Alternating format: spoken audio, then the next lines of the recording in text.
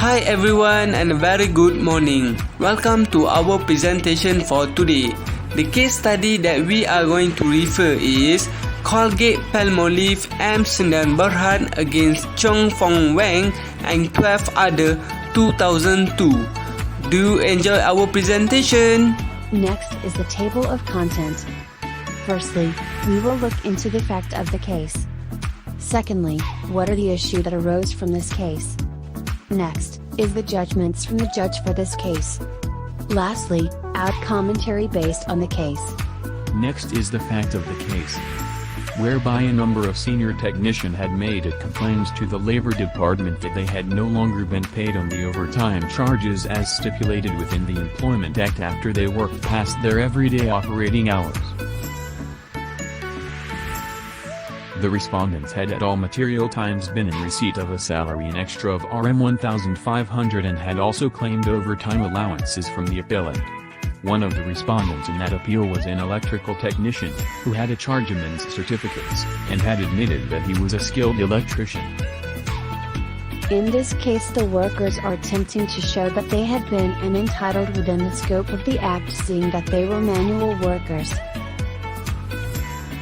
Moving forward is the issue of the case. From this case we managed to identify two main issues, which are firstly, whether the technicians were considered within the scope of the Employment Act as their wages were above the ceiling set in the first schedule.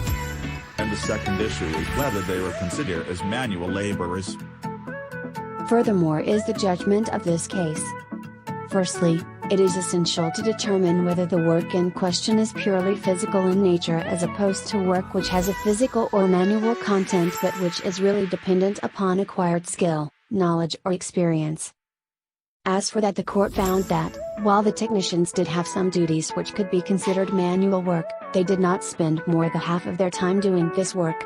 More than 50% of the technicians' time was spent on non-manual work. Hence, the technicians were not manual workers.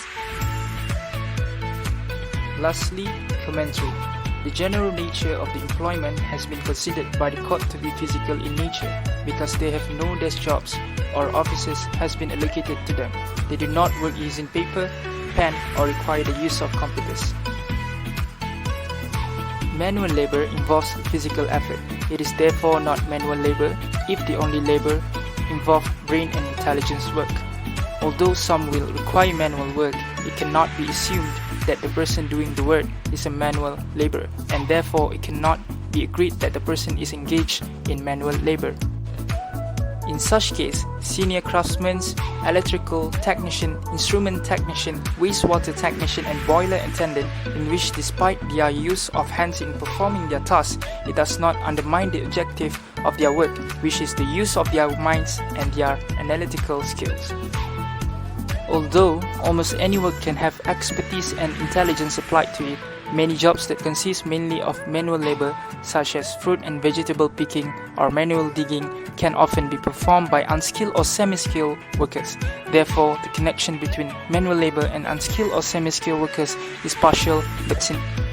Based on economic and social conflicts of interest, people may sometimes misinterpret the partial connection into a misconception that equates manual labor with lack of skills, lack of ability to apply skills or improve skills, and with low social status. As the Act intends only to protect specifically specified groups of employees, the definition of manual labor is not meant to be interpreted liberally, as otherwise there would be no need in the first schedule of the Act for the other exceptions. Furthermore, the responsibility is on the employee to show he falls under the Act. Well, that's all from us. Thank you, and we hope you do enjoy our presentation. Bye and see you soon again.